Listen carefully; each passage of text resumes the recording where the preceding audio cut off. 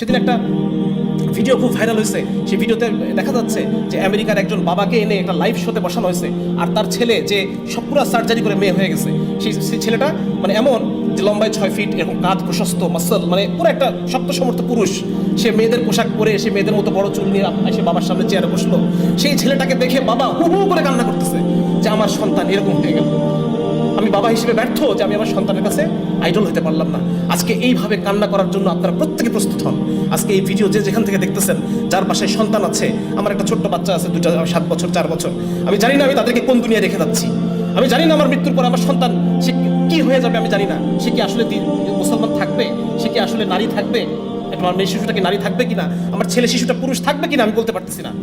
তো আজকে এক অসহায় বাবা হিসেবে আপনাদের সামনে আমি আসছি, এবং আপনারা প্রত্যেকে যার যার জায়গা থেকে আওয়াজ তুলেন, যার যার জায়গা থেকে এটা নিয়ে আপনারা আলোচনা করেন, যাতে করে এই জিনিসটা এখানেই যেন এই জিনিসটা থেমে